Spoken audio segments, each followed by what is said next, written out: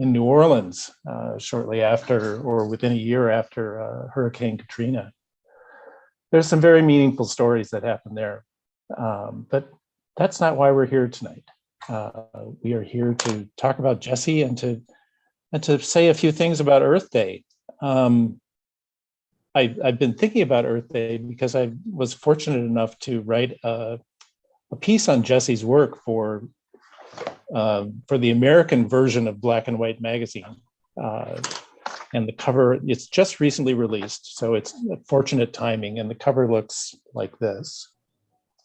Black and White magazine. It is the June 2021 edition of the magazine. And I've written a piece called Jesse Lenz about locusts and lives on the land. Locusts and other lives on the land. As a way of introducing Jesse, I just want to read something quickly, and then I want to show you a video, about a 2-minute video that sets things up in my mind for what we're working on. You know, when I started thinking about Earth Day, I had to admit that I just didn't know that many details about it. I didn't know that it had been originally held on April in 1970, and that it is now participated in by 1 billion people in more than 193 countries. So it's huge, got its start in San Francisco, and is now everywhere. But what I was particularly struck by, and you know, when you're dealing with the web and connectedness these days, you know, you never have to accept not knowing something. So I Googled Earth Day and wound up on Wikipedia. And so the tagline for Earth Day is that it's an annual event to demonstrate support for environmental protection. And I started thinking, you know, how much does nature really need protection?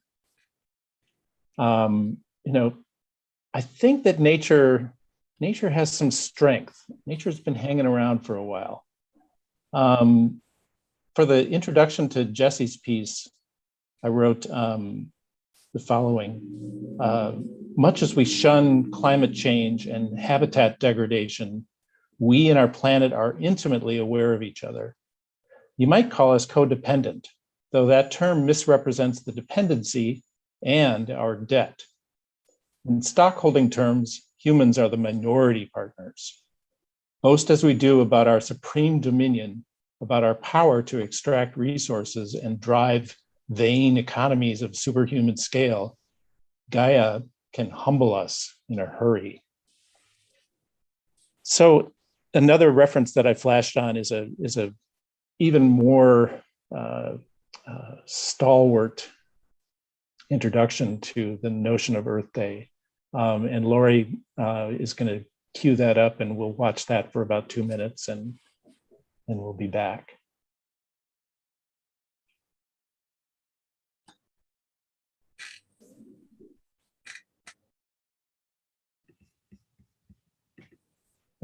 Cancel that one, Lori. Oh, okay.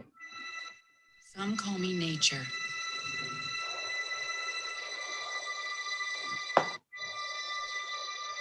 Others call me Mother Nature. I've been here for over 4.5 billion years. 22,500 times longer than you. I don't really need people, but people need me. Yes, your future depends on me. When I thrive, you thrive. When I falter, you falter. Or worse.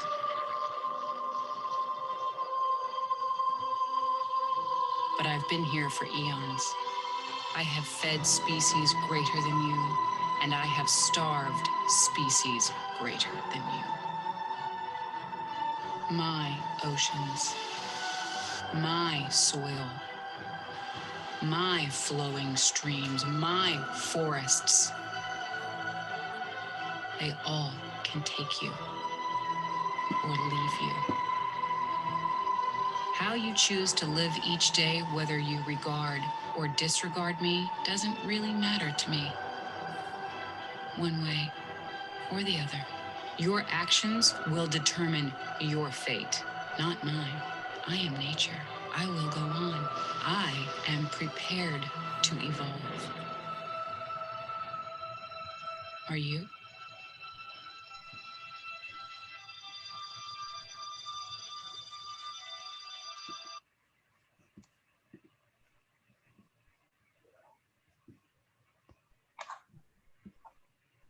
Thank you. Thank you, Julia Roberts, AKA Mother Nature. Really, I think that the protection shoe is on the other foot. I don't know that nature needs protection as much as we do. We need to find a way to live in cohorts with her. Nature, in short, is one tough mother. It's on us to find ways to live respectfully and humbly in her house before we make way for other species. And one thing that pleases me about Jesse's work is that it suggests a roadmap to a life lived in collaboration with, in a cohort with nature.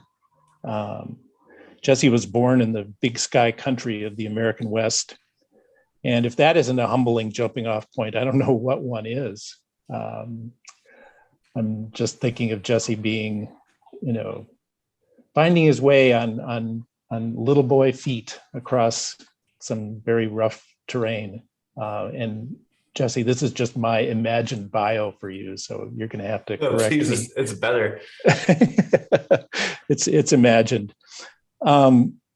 But I think you kind of grew up all over the world and kind of got a nomad's soul as a result of all of that.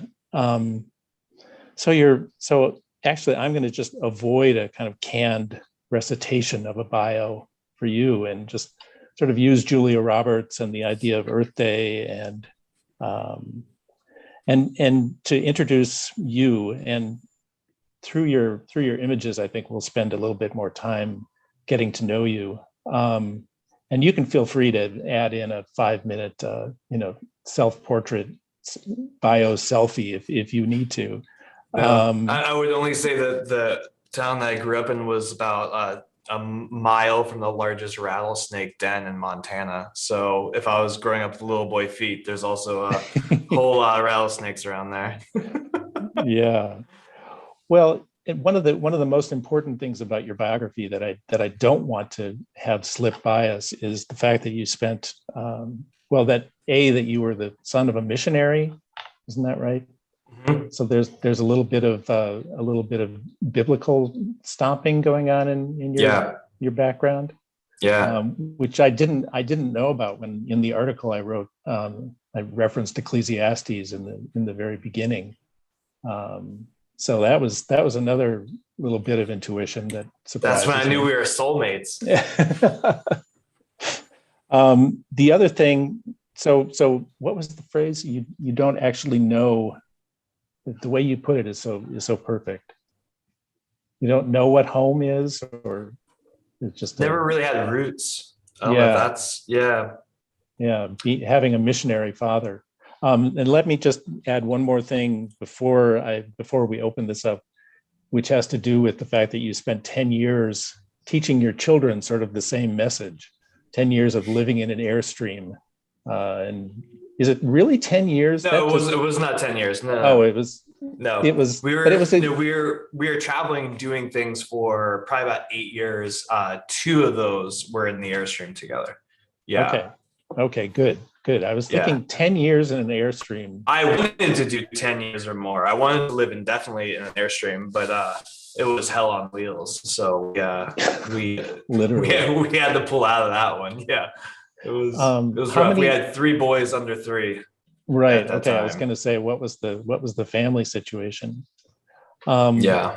Well, your family has been growing, and just last month it jumped up by the count of 2, right? Yeah. We're a family of 6 now, thanks to the twins. So we are So you had the three boys. Yeah, we had three boys. We had our first two, and then we adopted our third son when he was born. Well, it was 6 months after he was born, but so my youngest two sons at that group were only 9 months apart, like Irish twins. And then we had a 4-year break. Then we had my daughter, and then we just had twins. So we have two broods of 3 kids under 3. So we've been in diapers for an eternity. Well, in the slideshow, your family plays a huge role, and Lori's comment: "Stay strong, Jesse." The diapers, they will pass. I mean, your family plays a huge role in the work in the Locusts, and that's actually the work that I really kind of want to focus on this evening. I know you've got a couple of other projects that are in the works, and you can maybe make mention of them. But family, I mean, Mother Nature must mean something to you. When you think about nature and that Julia Roberts' position as the tough mother of nature, how does that notion kind of play out in your sense of photographing in your world and the connections that you now have, because you now live on farmland in a very rural setting. In Ohio. Yeah, I think it's changed a lot over the years. I've always been really interested in traveling and seeing the extremities of nature, kind of like any good photojournalist or wildlife photographer would want to see the most extreme things. So Alaska, Newfoundland, Siberia, these extreme places. And it was actually when we moved to Ohio that I kind of had a big personal concession where I realized that I was in a place I could no longer go to see extreme things. And for me, I'm a really extreme person. Like, I like extreme music. Everything I do is very intense. And moving to the Midwest was like a big kick in the balls for me. I really didn't want to live here. I don't really understand Midwestern people. They're very passive aggressive. They're very subtle. I'm not very subtle, and I'm very aggressive. So it was a very scary thing to move back to the place my wife was from.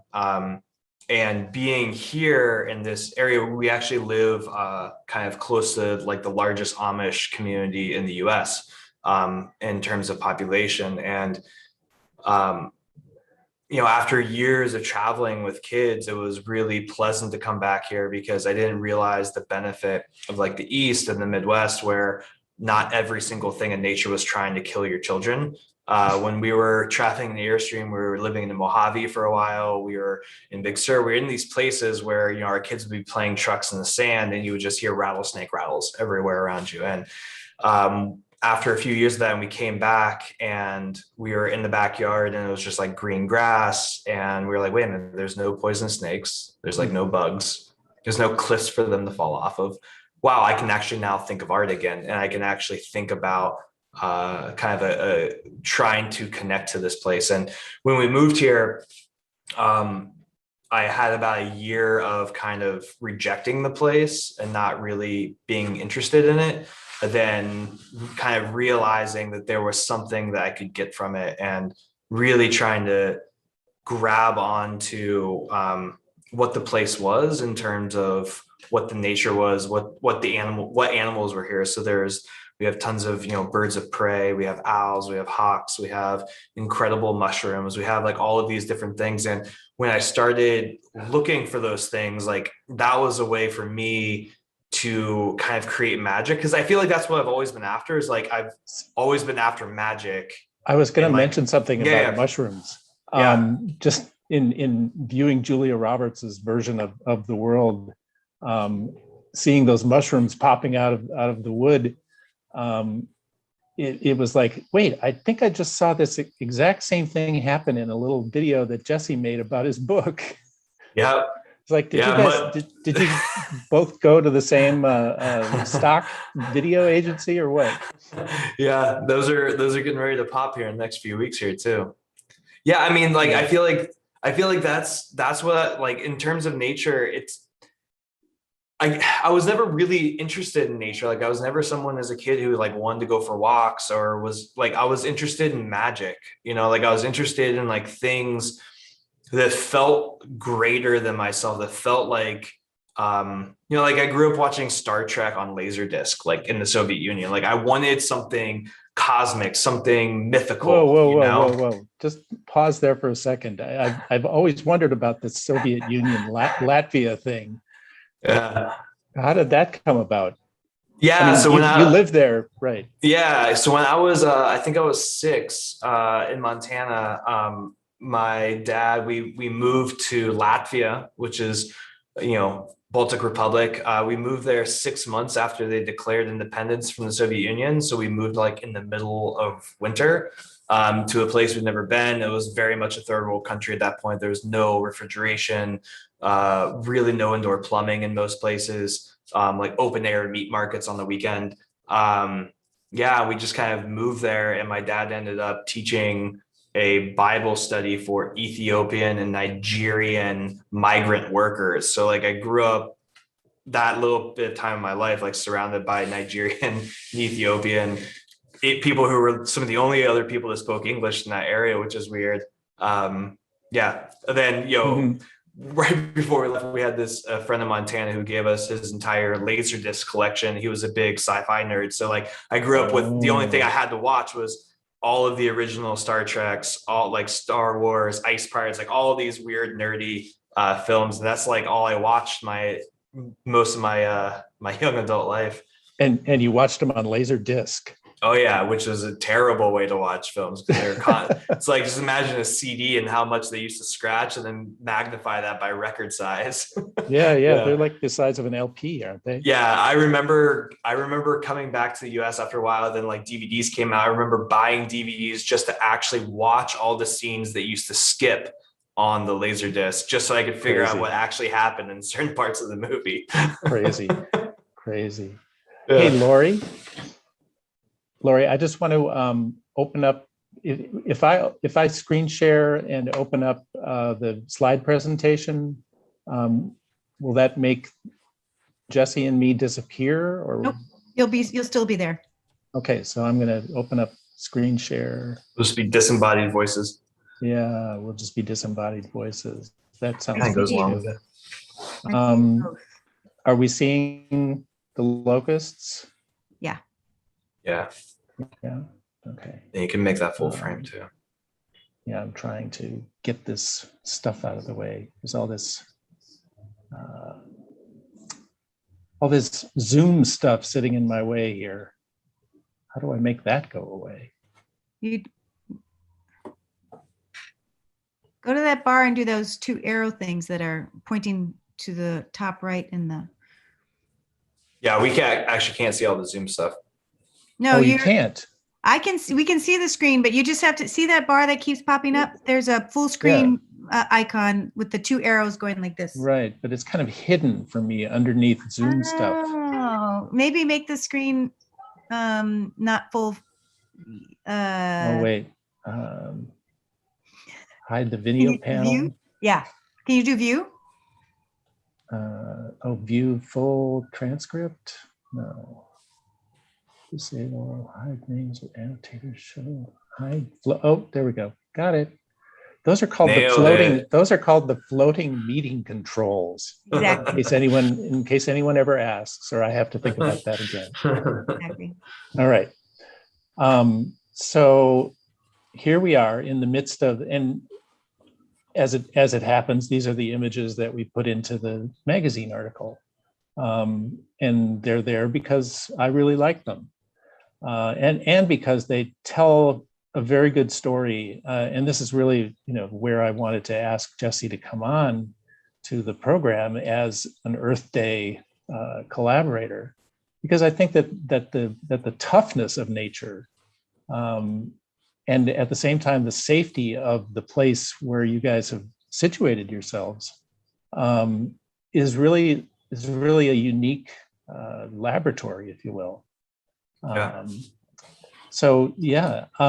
But I did interrupt you in the middle of some thought about Latvia, I think. I think I was just talking about magic. I was talking about the idea of nature Magic. being the only place that I feel that magic still exists in the world. Like I remember, kind of traveling all over the world to kind of the extreme points to kind of find these strong things. And I just kept finding traces of like what I also had in my own backyard. And there was a point that I realized, like, why am I like traveling to Newfoundland to shoot other people's kids in their backyard picking mushrooms? Like, I do this at my own house. And I think that there's a certain point of just realizing, like, moving to Ohio for me was the first time I realized that there was actually a large amount of magic in small things. Yes. And I think even photographically, yeah, I was that's a really important. Right here, I mean, and there's a couple of situations in which decay and natural decomposition is revealing magic, like these auguries that people would get from the liver of a raccoon or something. Well, and even this picture, like, this was something, we were kind of like trapping raccoons and also like finding tons of raccoons around. And this is my son, Howard. And we were walking around, and he wanted to give these couple raccoons a little burial, so he brought some wild flowers down. He had a sucker in his mouth and these weird clothes that he picked out himself. And this is also like a big reason why I shoot photography, like black and white, because like his outfit is atrocious. If you saw it in color, he's got like red boots and like a pink shirt and blue shorts, and it's awful. But just the subtlety of even this, of just him and our children kind of experiencing, the life cycles so obviously, I think is, it's something that I don't feel like I even really had much as a kid, even traveling and stuff like that. There was traveling for the reasons that we were traveling, being a missionary, there was so much of a focus put on like an afterlife and what happens after you die. And there was never really kind of an embrace of life and kind of the earth and the way that things are, and kind of like seeing the beauty and kind of just sitting with sadness, Right. like sitting with like, well, this is sad, and we don't have to try to make it better. And a lot of the images that are in the book have a lot to do with darkness. There's a lot of shadow in this book, and we see it right here. It's like the depths of the forest, where there are monsters. Just gonna see if I could jump to another. Well, it's funny because I think George, you and I talked about like I really always hated this work kind of growing up. I was never drawn to work about family. Like my first introductions to photography as a fine art was like Joel Peter Witkin. And, one of my mentors was Matt Mahurin, and I was, I traveled in a heavy metal band for years, and I never really wanted to make like cute work about kids or family. And it wasn't until kind of we moved back here and I realized kind of the veracity of life and how much darkness was also in beauty. Was that veracity or ferocity? Whichever one makes more sense in this context. Well, veracity is the truthiness, and ferocity is the fierceness. Yeah, let's go with veracity because that's what I was going for. Okay. So I feel like there's coming here, I realized that there was that darkness even in places that you thought was just kind of melancholy or beautiful, that kind of, it's a very like obvious yin and yang thing, but you need to clarify something for me here, and this is a total photo geek question, but is this an infrared photograph? No, it's not. Everyone thinks it is. This is actually, so I don't know if I explain it, does it make it less interesting? It's not infrared. Well, no, the cool thing is that this is really the negative version of the dark woods. This is the version of the woods as an illuminated place. Yeah. And So, I mean, a lot of my stuff is like, I really like backlighting and overexposing the film. I think it's really interesting. mhm, This mhm. actually, I was cycling one day and this little baby raccoon went across my path and went up in this little tree, and I photographed him until he went too far up. And this was one picture I snapped with my iPhone. And I thought it just looked so interesting. So I actually created a digital negative and printed it in the dark room and kind of Awesome. went through this whole process to kind of get it exactly the way I wanted it. And there's a real interesting thing that happens when you kind of understand technology enough to know kind of like how to pull highlights down and boost everything else out. And yeah, it turned out like I had a Well, whole bunch of pictures with my Leica and it just didn't look as good. of the same moment. Yeah, same moment, just Yeah. different lens. Um, Lens. Yeah. Funny name that. I mean, this picture brings up one of the things that I make reference to in the article about the tiny things. Setting this photographic stage that is so big. This gigantic bite of life, as it were, and then setting up the principal actors as the little tiny creatures. How small can something be in the frame and still be the subject? Yeah. I mean, this is an image that I love for a bunch of reasons.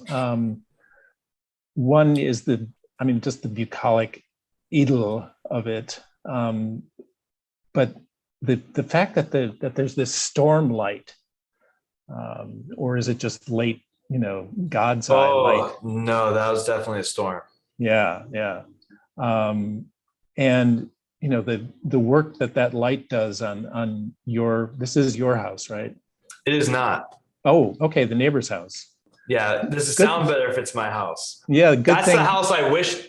Like I have a whole thing about this. Like I wanted to live in like an Andrew Wyeth painting when we moved here, and I live in like a house that my mother-in-law designed and built in the 90s. And I kind of hated that about it. So I had this whole thing about like I really wanted to be in these places, but I wasn't. And then like halfway through shooting this project, I discovered how to kind of see my own place as interesting. And that's where like that shot of like the trains in the basement with that crazy mural came to be. But no, this is a place I pass every single day and on my cycling route, and huge storm coming in. Yeah. I mean, it's like Ansel Adams's crosses, the famous God, I can't even remember it now, moonrise over Hernandez, New Mexico, or whatever it was called, with the light that specifically hit one of the crosses. But no, what strikes me in this one is if you hold your hand across the upper half of it, the bucolic nature is so overwhelming. But if you drop your hand to the lower half, you get this intense sort of non-agrarian geometry. It's just rhombus upon rhombus upon bright Euclidean solid geometry. And it's only when you combine the two that you get this, sort of settled feeling, because it's either too saccharine to one extreme or too geometric and hard edged in the other direction.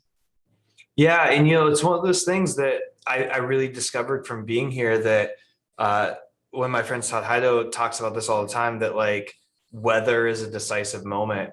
And like all these places that are in this book and they're in my work, these are places I see all the time, every single day.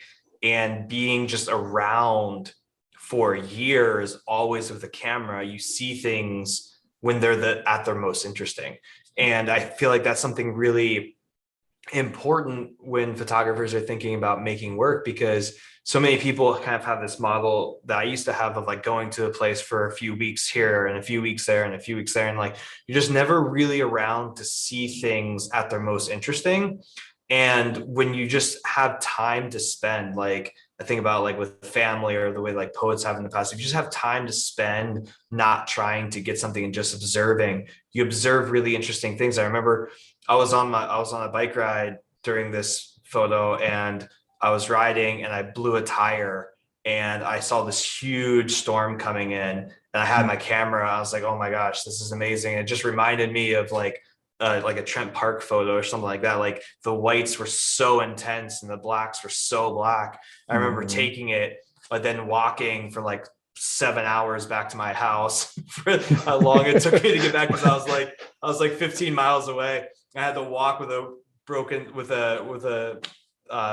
busted Blown up. tire. Yeah. In a storm. But I remember this picture being just like, yes, this is exactly, it's worth it. It's like, it's a moment you don't get if you're in a car. It's a moment you don't get if you're trying to get, it's a moment that just happens to you. And like that nature or life happening to you is so important. And people, I don't think, give their process enough time to have things happen to them. Well, I think the net result of this shiny white house on the hill is that of a kind of pretense. You know, this is the vanity that, you know, that we're going to be able to sort of hold down this this setting. Jump ahead to the next here. Anyway, I love this picture. Hey, George. Yeah, Lori. George, can you keep your arrow down at the bottom of the screen? Oh, am I just wandering around with it all over the place? Oh, and it's my bad. and I'm looking at it on YouTube, and it's even bigger on YouTube. Okay. That's the only thing that's bigger on YouTube. Yeah. No, it's like I use it to point, like my finger. I mean, I can't talk with my hands here very effectively, so I'm doing this shit. Sorry. Anyway, I'll keep my hand off the arrow. This is one of these really incredible moments of grace and the accident, and I mean, could you have directed this any better? I don't think so. No, I'm a terrible director. I mean, I think that's kind of part of this whole thing is like, one of the benefits of having like chaos is like, I react very well to chaos. Like I'm originally a collage artist. I like kind of collaboration. I like seeing things and kind of like putting myself, in the right spot. So I remember when I decided to start taking photos of my kids, I was like, well, I want to approach the subject matter of my children and where we live like I was a war photojournalist, like Robert Capa or something. Like I want to be there in that kind of intensity. And I've never been good at setting up pictures. And like even in college, like even painting, I always had to react to something. I always had to like smear some shit on a canvas to see what it wanted to be. I was never able to plan something. Right. And so for me, having chaos to react to is incredibly important. And this is a perfect example of just like taking a walk with my son and like looking for owls and finding a dead owl and these things, and like him picking it up and looking at it, just reacting to it and just watching him experience it and just kind of putting myself in different positions and finding it. And then him just doing this weird little thing right at the very end where he's like, look at this, whoa. And then he puts it down. Like that one quick moment was, when I see this picture, I always think of that photo from Emmett Gowan. I was the just, little girl. Yeah. And it's just this hands turned inside out. It's just this universal thing that kids do of just like these like big expressions. And just being able to react to it. Like I said, I could never set that up. There's something blocked on my screen. I'm trying to remember if this is the image that has the Under Armour logo on it. No, so it doesn't actually. I crop it out in the book. So this is the image that has the only thing I leave in is that little tiny Hanes logo in his underwear. Right. Because I think it's so cute. Well, it's one of the things that I noticed as I started going through. There's another image that we'll come up to, I think, in a moment. Of one of the boys sort of looking under the water to try and locate something in the water, and he's holding a cup with a Burger King logo on it. Yeah. And it just blew my mind that the thing could be that small in the picture and just jump out like that. Yeah. I think that's really important too. Like one of the things that I felt very early on doing this work is I never wanted to hide the realness of the photos. Because if anyone has kids, like my kids dress in obnoxious clothes, those like bright orange and bright pink and like all these colors, and they love logos and they love these things, just like, probably most kids out there. And I feel like to a certain degree, the work that I saw of families always on was always like too idealized and too staged, where people were almost, people were almost casting their children and like having a wardrobe and, always trying to make it look old. And I feel like there's a certain beauty that comes in with, it feeling very timeless, but yet not quite. There's always like a little thing that's like, oh no, that happened yesterday. Like there's a little bit of a nod to that. Like, I'm really not trying to make this something more than it isn't. Like, I'm just watching, and, this picture, we were swimming and we just got milkshakes and he was trying to catch some frogs and crayfish, it's just what it is. And go ahead. And the fact that he's looking, I mean, this is the aquatic version of the dark woods. He's looking down into the depths, and there's something so mythological about it. Yeah, it's a portal. And then to have it just be, well, it's sort of like Narcissus has mingled or melded with his image and lost himself in the process. Yeah. And then the graffiti and everything just kind of pulls it back. It's not too idealistic. It's not too beautiful. It's not too, that was always something I felt really strong about. Like when I remember thinking when I was starting to make this work, they're like, well, I don't live on a crazy, beautiful estate like Sally meant. Like, I don't live in Maine like I wanted to. Like, I don't live in these places that give me everything I want. Like, it doesn't look like a Terrence Malick film. It's like, that's what I wanted it to be, but it's not. And then just realizing over time, it's like, yeah, but that's actually more interesting.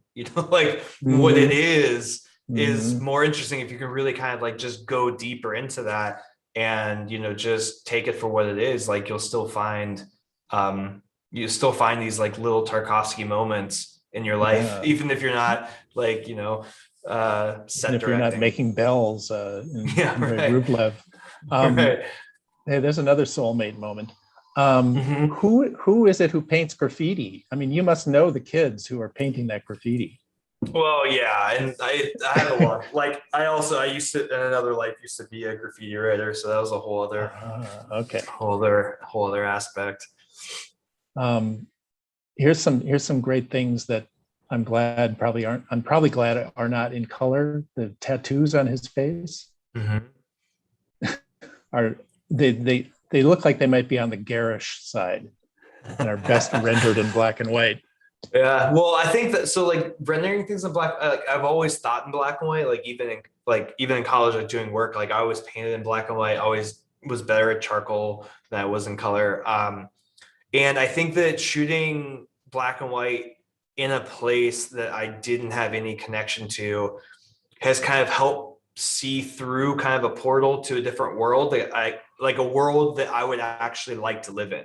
And I think a lot of the work, including just the idea of like Earth Day and the idea of like kind of digging in deeper, was trying to find a world I wanted to live in within this place that I was. And so a lot of it was like, how do I see this place as interesting and beautiful? How can I make work that actually makes me feel like I'm happy to be here? How can I, like, what subject matter can I find here that makes me feel like I live in a magical place? And that was like this whole tipping off point for me for discovering all of these things within kind of the natural world that even we have around here that even no one here pays attention to. Like the mushrooms go ahead. Yeah, I was going to say about photographic magic. When you look at this picture, it's got all of this figure ground grisaille effect going on, and I just love that. I love the fact that he could be material, he could just be light, he could be shadow, There's all of this play, this visual play going on. Yeah. Yeah, it really helps that it's always photographed at like the worst times of day. We were going apple picking, and he was having a really bad day, and he was hiding in the trees, and I went over there and we were talking, and I took a few pictures, and he was just unsure what he wanted to do, whether he wanted to keep, being a part of what we're doing, if he wanted to throw a giant fit. And then just this moment though, like he has this like very just kind of James Dean kind of rebel feeling, and Rowan, my son, like he has this just kind of just ability to be incredibly himself, and daring, and he just kind of nails it. Then he also at the same time, like having those tattoos and everything, like that's always that little touch. It's the same thing as those logos. It's like, he's not from 70 years ago, like he's from yesterday. And those are those little things I used to hate. Right. And the place could be from 70 years ago, but you always Totally have to surface in the moment. Yep. I mean, this almost tips over into the totally saccharine, but it gets rescued. How do you think it gets rescued? Well, it gets rescued because like 2 pages later in the book, you see that same cat dead in a casket. Yes. Okay. Made of cardboard. And I think that's that weird balance that you find. Like, a photo like this was, I didn't even really mean to make this photo. He was just holding the cat. He was, he had like a cold, like a summer cold. So his nose was all running. He was kind of spaced out. I just kind of walked past him and took a picture. And then, later on found out, I was like, wow, this is a really beautiful photo, but it's almost just a little bit too beautiful. But also like, we've had this long history in our family of our outside cats getting killed and died. And this one died a few days later. And then we had to bury it. A few days. Wow. Yeah, it wasn't much longer after this picture was taken. And so that was like that was kind of like one of their first death experiences as kids, like that they could remember. And we went out, like, buried the grave together. And there's if everyone will indulge me for a second, I just am reminded of a paragraph in the piece that starts, "Death lingers in these photographs. We encounter both human afterbirth in the form of a glistening placenta and animals after life.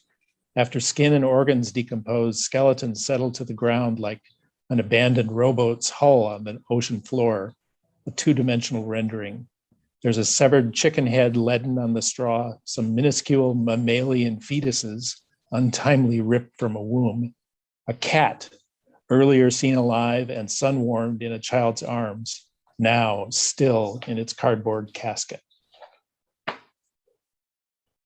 So every now and then I quote myself, and that's really weird. No, I like it. I wish that you could write like a narrative to go over top of all my pictures, that when people look through the book, they heard your narration going. Oh, well, that'll be another project. Hey. Well, I think like actually something you said there, I think is actually really important, that like so many of these things that I'm photographing, it's not necessarily that I'm incredibly interested at that time in the things that are happening. There's all these ideas going on in my head at the same time, of these questions about like life and death and what happens when you die, and does anything happen? Are you reunited? Like these are all things I feel like that really stem back to, my history with, my family, and kind of the questions as a child that I was dealing with, of just like, life and death, and these really big mythological stories that we tell ourselves. And, during this time, there was a lot of just kind of personal deconstruction that was going on, and still very much is. So a lot of these photos that I really resonated with in terms of like an edit are really coming from kind of asking those same questions of, these struggles between life and death, this whole idea, even in this picture, of like, life starting, like evolution, like all of these things, like how do we fit into this bigger picture? Well, what blows my mind about this, just looking at it right now, there's clearly life in the larger vessel to the left. And then the one on the right could be like formaldehyde, with some, horribly soaked through specimen in the Mutter Museum or something like that. Right. Again, the tattoos. At first I thought that the top tattoo was a wood tick, but now I'm seeing that it's not. No, I think that is either Ant-Man or what is it? War Machine. All right. The Winter Soldier. So like, I mean, but that's the thing, is like, that is also what makes this photo so much more interesting, is that it's not just, like this idyllic sense of like, these tadpoles, polywogs, like evolving into what they become, but it's also like this human hand that's like distorted and weird, and also has a touch of like what we are today. Like it's Avengers, it's part of being a human today. I'm so struck by the fact that Joel Peter Witkin was one of your early inspirations, or how did you early? Yeah, I mean, he was like one of the first like people I ever knew that did art photography. I mean, like I come from a very non-traditional art background. And art photography was never something that I even really understood until maybe like, 10 years ago or less. And still don't really understand. But he was someone who captivated me right off the bat because of his intensity and his graphicness of his photos. And from being an illustrator and a painter and stuff before that, like the graphic nature of an image is really important. Like how intense is a photo? How much can it, like, what's the rhythm inside of it? Can it really make you feel something? Can it make your knees buckle a little bit when you see it, Yeah. Like your son's knees buckling here. Right. I mean, this is the Andrew Wyeth scene. I mean, I hadn't really made the connection between you and Christina's world, but now in these wide open fields, that's what I can't help seeing. Yeah, and that twist in the left boy's kind of posture. Yeah. We were taking a walk, and it's all these little scenes. It's just like photographing a ton of different. It's why it's hard to explain putting together a book, because so much of it, like there's over probably 600 or 700 rolls of film that I went through for this book. And so the selection process is so much about what is resonating with you and what are you seeing. Like when I saw this photo, I knew that there was something special about it. And it wasn't until much later on that I even saw the connection with Christina's world and these things. I'm like, oh yeah, like there's this body posture. There's something that's happening. There's, the pulling up the pants as he's walking away. There's this really kind of illustrative nature of it that feels so just full really of right. Import. Exactly. Something's drawing them towards the horizon, and you've created it in a way that literally anchors their eyes on the horizon. Yeah. This is another vanities picture, I think. This one is the farmer creating geometry that is going to get blown away. Yeah, well, this is also just like one more thing of just having a camera like always with you. And I was biking, it was snowing, and just passing these Husks, and this is how the Amish stack their corn husks to let them dry. They leave them like this all winter, and they kind of bring them in whenever they need to use them for silage.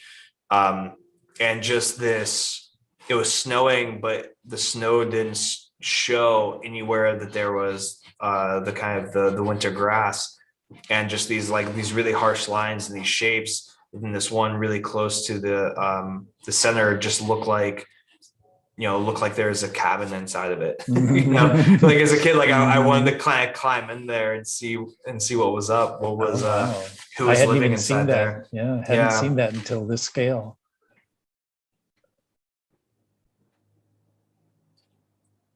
Yeah, well, and here's the ritual again. I mean, here's the eternal cycle, right? Yeah. So Yeah, I don't know if like what I'm saying is like becoming repetitive. It's like I'm drawn to these things. Like I'm drawn to any time that there is, birth or death or something interesting happening. And this was, we found a dead coyote, close to our house on a road, and wanted to show my kids, and just took a walk and went and saw it. And just Your watching son them. looks like he's looking away though, almost like it's too much. Yeah, and there was a few other pictures. He also has like a weird arm brace on right now. And he was very cold and shivering the entire time because he refused to put a jacket on. And so he has this like really stiff, weird posture, with the arm brace and shivering. But yeah, he was also just kind of very taken aback by it, because where our house is, we've had a lot of coyotes, and they like when ambulances and stuff go by, they call back, and it always freaks our kids out.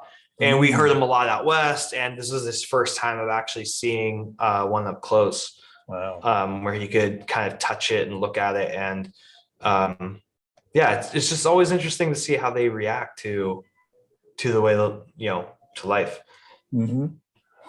Lori, I'm going to try and find my way back to where we are without the slideshow, because I'm realizing too that it's about 7:00. We've been doing this for an hour. Jesse, can you believe that? Oh no, I mean, we could go for 2 or 3 more probably easily. I can talk a lot if you let me go. I know. We had a discussion once where you were actually walking into town, and I was like, wow, you really have good wind to be able to walk and talk so effectively. Yeah, well, that's probably why I'm not talking as well right now, is I have to be seated for these things. I prefer to be walking while I talk. I'm a much better walker and talker than I am a sitter and talker. Well, you look very much at peace in your space there right now. I know that it feels peaceful to you too, right? Because you've just had a really crazy couple of weeks. Yeah, with the Chico stuff, it's been 18 days of portfolio reviews, and I'm not sure. Say a little bit about that, because I'm not sure that everyone knows what the Hot Springs event is. Oh yeah, so every year we bring together about 20, 25 kind of photo book makers, and bring in about 70 attendees to Chico Hot Springs in Montana. It's close to Yellowstone National Park. It's just a 7-day festival. Well, not festival, portfolio review celebration. Festival. I like festival. Yeah, it's really just, I just felt like there wasn't enough debauchery left in the art world. Seriously, like there's not enough of getting together and having a good time and like creating memories and building relationships. I always felt that. I've always lived in places that people didn't live, and I've always had to bring people together in different places. And that place in Montana was a place that we found, and kind of a past project of mine, and it's really special. A lot of American writers, Jim Harrison, Doug Peacock, Peckinpah, like a lot of people have lived there and have been drawn to that place, and just creates a special environment for people to connect and build relationships. Get drunk in hot springs. Yes, there's that. I mean, certainly COVID has not helped us in that pursuit of creating memorable debauchery. Not last year. I think it's going to help us in the next 5 years. I think people are going to be super up for some debauchery in the next 5 years. Well, that's a good omen then for Chico. Yeah. I mean, I really like the degree to which you dedicated yourself to the book world, the book ecosystem. And of course, that makes me want to ask you, or just have you tell us a little bit about Charcoal and the book club and the publishing venture. Sort of how you evolved into a bookmaker and a book person of such intense focus. Yeah, pretty much everything I've done has just been kind of following my own nose. I remember I was creating a 200-page quarterly journal, a travel journal that we like me and like 7 or 8 other people would make over like a 3-month period living on location of the place. And we did that for about 7 years. And I realized after I kind of moved back to Ohio that I was essentially making a photo book. I just didn't know what a photo book was. Again, like I don't have any sort of, academic background. I'm a graphic design major from like the smallest, cheapest school in West Virginia. That's where I graduated. And so everything I've done has been just kind of out of my own interest. And I remember finding photo books and just buying so many of them and just constantly being disappointed with what I got, and realizing that there wasn't a good curation system.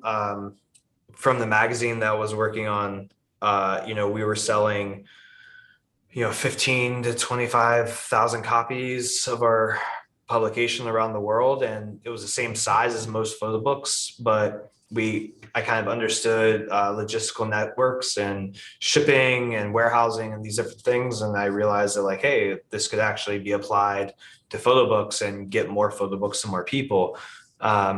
So yeah, that was really where the idea started. And there's a few people that I thought were doing really interesting curation, like Martin Amos at photobookstore.uk, and just kind of wanted to bring kind of like a more consistent curation. And also for a kind of photo book that I was interested, that I felt like a large portion of the industry wasn't really interested in anymore, which were these more kind of like classically situated books that that felt kind of bigger than what they were, that that weren't just about like new cutting edge photography, but that were about kind of like bigger stories. Even Robert Frank talked about being able to react to a timely event in a timeless manner. And I felt like there wasn't really enough space kind of being cut out for that in the contemporary photography industry of kind of timeless reactions to life. And I really wanted to try to cut out more space for that. So So how do you think that's worked in the Photo Book of the Month Club, which is such a novel, or it's quarterly, or is it the month? It's every month. Yeah, every month we have a book. So I mean, it's easy for us because we're pulling from the entire world. So we've had Japanese books, we've had European books, we've had South American books. We've had books from all over the world. So it's easy because I feel something that Jack Woody and I have talked quite a bit about, that there's probably only been maybe 18 to 20 great books made every year, no matter how many books are made.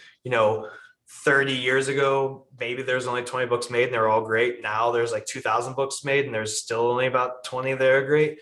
So it's not super hard. And you're also looking for, what's fresh and exciting and interesting. I've got a little pet project in my mind about desert island books,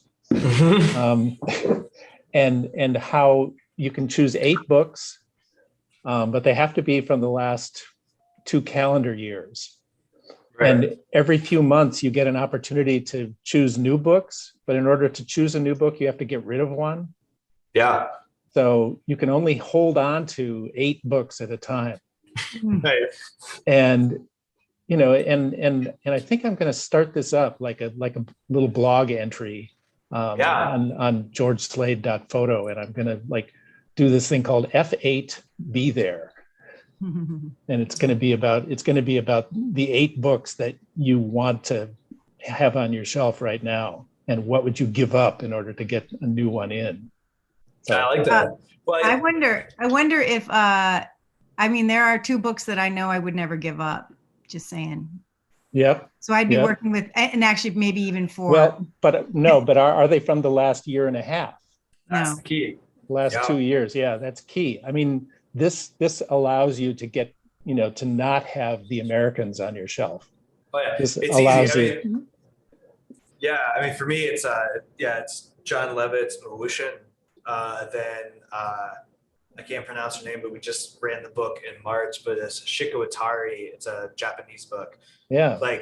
Those 2 books, I have a very small bookshelf next to my computer, and I have a bigger kind of library separately. And it's the books that I keep within reach. The bedside books. The bedside books. It's the same thing of editing a photo book. It's if I look through my Dropbox of my own photos instead of Instagram on a regular basis. If I'm going to flip through something, I opened up 5,000 images and I just flick through. The ones I always want to see and I always stop at, like those are good indications, like, oh, these are interesting images. If I still want to see them, the person who made them, after 100 times looking at them, it's probably interesting. It's the same with books. Like if you can continue to look at it, after 100 times of seeing it or more, and like that's just repetition. You don't have to keep it on your shelf for a year to look at it 50 times. You just have to look at a lot of stuff, and if you keep coming back to it, right, probably a good book. In my little paradigm, you have to, I mean, if it's 2011, you have 2011 and you have 2010, but if something was published in 2009, it's no longer, you can't sit on your shelf anymore. Yeah, exactly. All I right. like that. So George, I wonder if there's questions? time for some questions from people. Please, Yeah. yes. I got all the time too, so we can go longer if we need to. We can talk more. A few more we can minutes. answer questions. Yeah. I'm sorry, Lori. I was hoping that there would be some questions. Yeah. Does anybody have any questions for Jesse or George? You can put them in the chat, or you can raise your hand. I see there are some looks like there might be some in the chat, or I haven't been monitoring. There was one just about, was it a tornado behind the house, the storm? It was not. We have had 3 tornadoes come through our backyard that I've not been able to photograph, which really makes me mad. So Ohio, where we live, does not get picture perfect tornadoes. We get giant black clouds, and our backyard is like a ridge that every tornado touches down on. And so we get them coming through all the time, but we don't get the actually cool ones to photograph, which makes me a little bit mad. We just get the destruction and nothing good. The Dorothy Gale. Yeah. Yeah. That's more Kansas, way less Ohio. We just get these massive black blocks moving through. Monique has her hand up. Monique, do you want to unmute yourself? Hi, Lori. Hello. Hi, Jesse. Hi, George. Hi. Nice to meet y'all. I love photography, but I know nothing about cameras, and I'm terrible at taking pictures. I am very self-critical, but I mean, just looking at these photos, like, Jesse, it's just beautiful. Like, it kind of reminds me of Harmony Korine's Gummo, if you've ever seen that film. Not as like, just not like disturbing, but like beautiful, and you can't look away. Kind of. Thank you. Yeah. But it gives me that vibe, and I love it. And I just love black and white photography. But my question is, oh, go ahead. I'm sorry. Oh, I was just going to say, you're probably better than you give yourself credit for as an image maker. But you know what? I took a digital studies course, and I took photography 1, and I was terrible at it in college because I just didn't know what the hell I was taking pictures of, and I didn't know how to take pictures because I didn't know anything about like aperture or shutter speed. Hey, I'm so confused. This might be reassuring to you, and this is a little known tidbit about me. But I first took a photography class in high school, and I failed it. I failed the first photography class I took in high school. So I had to work really hard to not pass that class. Right. But anyway, it should have been a bad omen, but somehow photography stuck with me.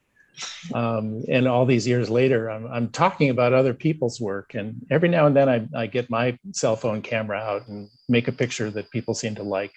So I think digital. I just started taking pictures with my iPhone, just random things. Yeah. Because I don't know what I'm looking at. I don't know how I'm trying There's no better way to figure out out my image. Yeah, no better way to figure out what you're looking at than take a picture of it.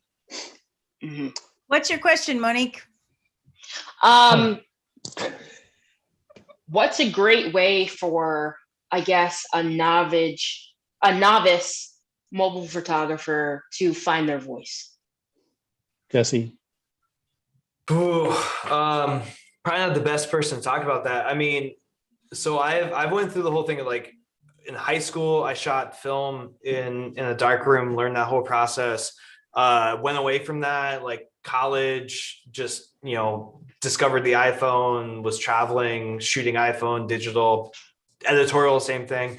I think that you have to figure out what you want to make. So if images like I was making really speak to you, these black and white kind of images, look at the tools that the people are making that made the kind of strong imagery that you really connect with. Because for me, when I was looking at work, I always gravitated towards like really gritty work. And I was like, okay, so that's 35 millimeter. It's Tri-X, push 2 stops. Like that's what's giving Larry Tao the look that he's getting. Now, can I take that and apply that to a medium format camera and get something like that looks like Andrea Modica? And these are these kind of things you can start playing with. But like for me, I think if you're really interested in making a certain kind of image, like you just got to commit to it. I remember shooting film for years and years and years and just spending tons of money and still spending tons of money developing in my basement and like not making money off it. But it's because I wanted to make the kind of image that made, and that image that it makes is never the image I'm trying to make. So every time I was shooting digital, I would always stop shooting when I got the image I was trying to make. And shooting film and shooting these things, it pushes you beyond what you think you got and gives you this opportunity to find a fossil that you can then dig out of the ground. Stephen King talks about this a lot in his book On Writing, which I think is the best photography book that is not about photography at all. And he talks about how like story, or for me, like a photo book, is really about finding a fossil and bringing it out of the ground. And so the kind of photography that I'm interested in is more reactionary, like a collage, where I find something that I'm not expecting, and then I put that into a context of a book, or like a collage if you're doing that, and it tells a bigger story. But I'm kind of taking it out of context. And to do that, I need to not really know it's there. And so for me, shooting film, shooting with cameras that give me a distance from the work, to where it's weeks before I see the image developed, it's months before I see it printed. It gives me that distance where years from then, I can then reflect back and pull that into a book and say like, okay, this is a brand new story that doesn't really have to be a literal illustration of what I was doing at that time. So for me, it really just depends on like what you want to do.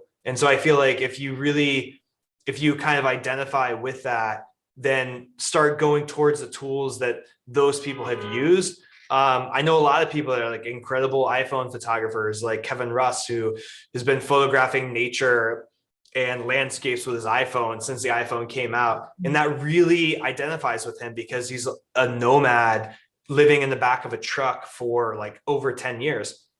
That's really interesting. I'm not interested in that personally. So anymore. Yeah, anymore. But even the materials, like I was never really interested in doing something I could then see immediately and critique. Like I'm way too hard on myself to see stuff instantaneously after I make it. Like I need weeks, if not months, to then be able to see it with fresh eyes. So if you say you're really critical in your work, it's a good idea to have space from your work, because you might be able to see something in it later on. You can't see it in the moment. Yeah. Right. Yep. Awesome perspective. Do you see that question in the chat, George? I don't see it. Thank you, Monique. Yep. Thanks, Monique. Glory. Thank you, George. Is it the one? Thank you, Jesse. Thanks, Monique. Is it a question about Matt? Yeah. Yeah. So, I mean, Matt Mahurin has been huge for me. So I met Matt. So Matt Mahurin, he was very similar to me in terms of his career progression. Started out as an illustrator, went to being a photographer, did filmmaking, all those things I did as well. He was one of the few photographers that like my college professors knew of, because he was also like an illustrator and all these things. So after I graduated, we both got actually invited to speak at my school and a talk about illustration. And I got to meet him. And he was one of the few people I knew who was like an artist in the real world. Like it was him, Joel Peter Wiccan, and the Starden Twins. They're like the only people, and like Sally Man, like the only people I knew that like existed in the art world.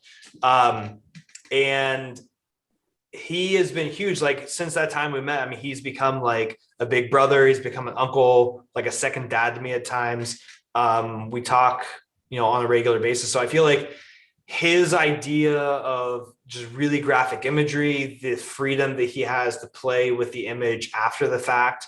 All those kind of things have really influenced my work. Also, like both of us have a firm conviction that like what you're looking at through your camera lens should be worth your time looking at. I have a real pet peeve of people just making cool images out of nothing. It's kind of masturbatory. Like I'm not really interested in like MFA, like, hey, I can make a cool picture out of a blank wall. I'm really interested in people that know how to find something interesting in the real world, whether it's people, whether it's nature, and spend time with that, enough time to make an interesting image with it. I don't know if that answers the question, but I can talk about Matt for weeks. And we have a very competitive thing in our career where like we're constantly like texting each other and bullshitting each other, and say like, I remember like texting him saying like, hey, well, when you die, like I'm just gonna like rewrite your Wikipedia page and like attribute all your career successes to myself. So we have a very competitive thing, which is funny because George, the article that we were working on, the demo copy that they put in that article at the very beginning was demo copy for Matt, which was That's pretty amazing for me. That's right. Yep. I didn't know that. I mean, it certainly wasn't anything intentional. Yeah. We've cycled a little bit away from, that's lovely light. Thanks. We've cycled away from Mother Nature, and it's not like we have to spend a lot of time getting back to her to close off. But maybe in Gary Plant. Well, there's Gary, there's an Worcester boy. Worcester I met boy. Gary at a bar like a year ago in Worcester. That's awesome. Well, Gary Plant, you can Hometown. ask a question because it's Earth Day, and Plant is, well, that's right in the Yeah, it wheelhouse. kind of fits the topic a little bit. Jesse, how's it going? George? What's up, man? Nice to see you. Yeah, likewise. So yeah, this kind of doesn't really have much to do with Earth Day, I guess. But when you're shooting a subject like your family, that's kind of like something that I imagine will be going on, for forever, basically, in some way, shape, or form. What are you looking for when you like decide like, okay, I have enough for like this project, or like this is a good point to stop, like, and put this stuff into book form? Or is it just like I have 7,000 photos and I need to sit down and like do something? Yeah, it's kind of a mix of all those things. So when I'm working on a book, and this doesn't just go with my work. This goes with all the work that I'm working on publishing just as a publisher. I'm looking at all this work, and for me, like even working my own book, it was 3 or 4 years of looking at work, and then all of a sudden there was a point where the work I was making felt like it was a part of a different movie. And for me, it's just this guttural feeling that like, wow, this is so fucking cool. This is really interesting. It's just not part of this. Like, this is like Empire Strikes Back. This is A New Hope. Like, I just can't really explain it, but they're just part of two different storylines. And it's kind of it's not really a cop-out answer, but I feel like that's really the only way to know. Like, I think Stephen King talks about like, a book is done when you have a new mistress. And I feel like it's kind of the same thing with the work. It's like when the work becomes something new and exciting, that every time you look at this work with this work, it's just like, yeah, these are out of tune. It's just not the right song.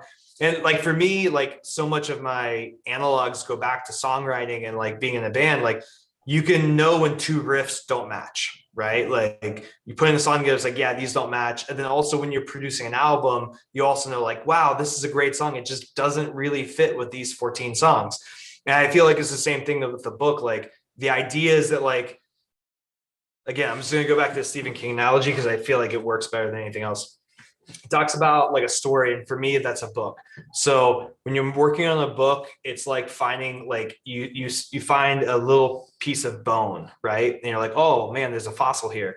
So like your job is to figure out where that fossil is and dig it up. So you're finding bones, you're kind of like figuring out the area that these bones might be in. You're kind of picking them out and you're putting them onto, like to a bag or onto a sheet.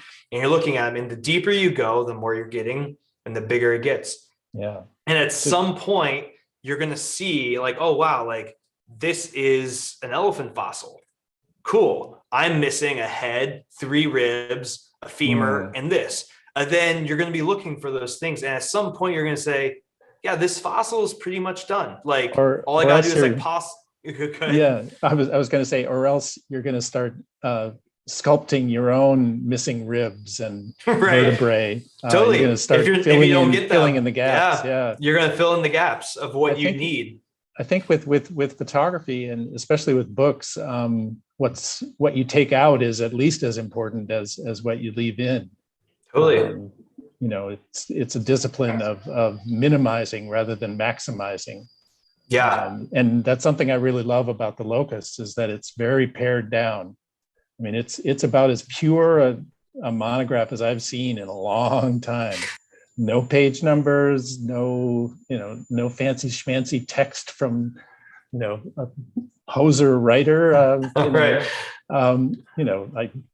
and just this beautiful image on the cover, just this little waif of a child here, in some moment between pleasure and pain. And, it reminds me a little bit of David Heath and the Dialogue with Solitude, this existential moment. Anyway, I want to compliment you on the Locusts, and say that this is a book that is definitely on my F8 desert island right now, and I've been really happy to be working with this over the last, God, seems like a year that I've been looking at your work and talking about the Locusts in some fashion. Lori, is there anything else on the inbox that we should be addressing? Jesse, I'm trying to wrap up by 7:30 or by half past the hour. Oh, I got a babysitter to help my wife, so like I am good to go tonight. Well, so the longer we stay, the better I am. You're gonna have to pretend like you're still on with all of us. Well, you can put on some some hardcore music and jump around up there and create your own debauchery. Lori, was there anything else that you wanted? No, I think it would be lovely for you to wrap up, because and to sort of pull it all together. I do want to say before you do that is thanks everyone for coming. Next week, Aileen Smithson is going to be our featured speaker, so I hope you'll come back. Yeah. And thank you both, George and Jesse. And I wanted to put in a shameless self-promotional plug. I've got a series of dialogues that I'm starting up in May. Vincent Ciani, if you really want to be Italian, and we're actually gonna meet in a hotel room and have a dialogue that'll be broadcast over Zoom. So can you email me that link for information? Yeah, I'll put it in the follow-up email tomorrow. Okay. That sounds great. Yep. That's part of a series that I'm starting up called Light Banter, and it should be fun. So and that'll be Tuesday, May 11th. Jesse, did you have any other words that you wanted to share with us? Not really. Sign up. Okay. I mean, I feel like the biggest, maybe just to bring it back to Earth Day, but I feel like all of this, whether it's photography or naturalism or any of these things, like